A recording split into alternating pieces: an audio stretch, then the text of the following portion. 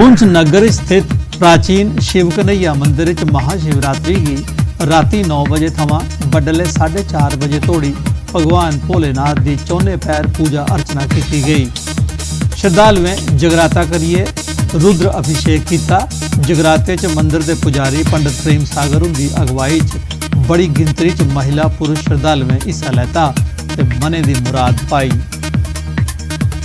इस पूजा भी आज देश कल्याण ने, इस भारत वर्ष ने, विश्व ने कल्याण वास्ते आज असा पूरी पूजा की है। देश ना असा समाज ना कल्याण हुआ, इस वास्ते सारे मिलजुल के आज ये शिवरात्रि की पूजा। हमारे हिंदुस्तान की रक्षा, खासकर हमारे पुंछ जो कि एक बॉर्डर एरिया है, उसकी रक्षा के लिए भगत जनों ने बहुत बढ़ चढ़ कर ओल्ड बस स्टैंड शिव मंदिर रजौरी च शिवरात्रि के दूए दिहाड़े एक विशाल भंडारा लाया गया। शिव मंदिर कमेटी रजौरी आसिया लाए गए दे भंडारे का मकसद समाज के सभ्य तबके विचकार बिजन कुसै भेदभाव के भाईचारा ते समाजी समरसता की बढ़ावा देना हा। बड़ी गिनतरी च लोकें भंडारे च शिरकत की। ये जो शिवरात्रि के दिन 4 पहर हम इस रात को पूजा करने के बाद आज भंडारा करते हैं और इस भंडारे में सभी जातों के लोग, सभी वर्ग के लोग पार्टिसिपेट। सांबा जिले की विजयपुर म्यूनसिपल कमेटी च वाइस प्रेजिडेंट ताईं चुनाव कराया गया। चुनाव च 2 उम्मीदवारें नॉमीनेशन भरे दा हा। म्यूनसिपल कमेटी विजयपुर के एग्जीक्यूटिव अफसर अजय सांगड़ा उनकी दिख रिख चुनाव प्रक्रिया हुई। विजयपुर म्यूनसिपल कमेटी के 13 वार्डों के मैंबरें वोट पाए। मेदवार नीलम कुमारी की 7 वोट ते मेदवार रवि कुमार की 6 वोट पे। इस चाली नीलम कुमारी विजयपुर म्यूनसिपल कमेटी की वाइस प्रेजिडेंट चुनिया गईयां। इस मौके कमेटी के चेयरमैन दीपक पंगोत्रा भी मौजूद है। वाइस प्रेसिडेंट जो बनी है नीलम जी बहुत काबिल हैं और बहुत समझदार हैं, पढ़ी लिखी हैं और मैं चाहता हूं कि आने वाले टाइम में जो बहुत बड़ी समस्या है विजयपुर की पार्किंग, पार्क, ट्रैफिक की और जो डेवलपमेंट की समस्या है उसको हम हल कर। सैना की टीटवाल ब्रिगेड नौशहरा रजौरी आसिया नारियां ग्रां के लोगों ताईं एक हैंड पंप लाया गया। मुकामी आबादी आसिया सैना की अपील की गई ही जे पीने वाले पानी की थोड़ मूजब उन्हें की बड़ी मुश्किल हो रही है। सैना ने उनकी जरूरत के मद्देनज़र उन्हें की हैंड पंप मुहैया कराया। 163 ब्रिगेड के कमांडर ब्रिगेडियर PS पुनिया और हैंड पंप का उद्घाटन किया।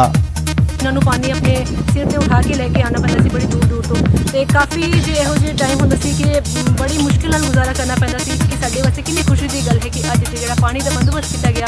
हैंड पंप ला के फौज ने 163 ब्रिगेड ने बहुत अच्छा काम किया, खास करके 15 राजपूत ने।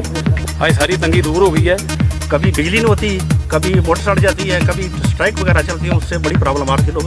इससे बहुत लोगों को, इस गाँव के लोगों को सबको बहुत बड़ा फ़ायदा हुआ है। District legal services authority Samba ते रोटरी क्लब सांबा आसिया J&K ब्लाइंड क्रिकेट एसोसिएशन के सहयोग कन्नै नेत्रहीनें ताईं मानसर मोड़ थार 2 दिहाड़े का क्रिकेट कोचिंग कैंप लाया गया है।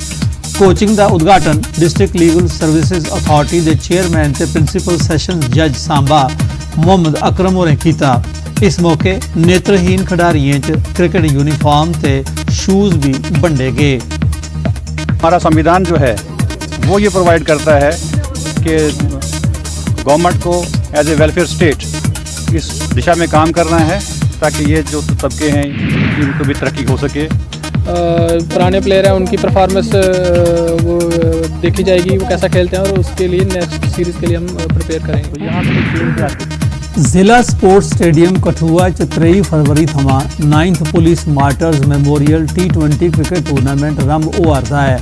नौजवान खिडारियों टूर्नामेंट की लिए बड़ा जोश है। इस मुल्क भर थमां 16 टीमां हिस्सा लै रहियां।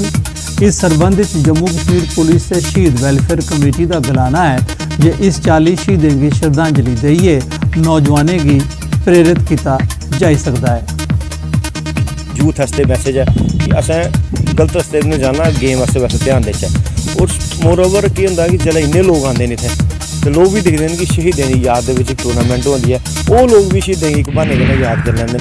ਅਸੀਂ J&K पुलिस की बड़ा थैंक्स बोलने, दिलों थैंक्स बोलने कि इन्हें हर साल टूर्नामेंट मनाते हैं, जेह्ड़े साढ़े शहीद हैं उनकी याद करने का मौका मिलता है इत्थे हर बंदे गी।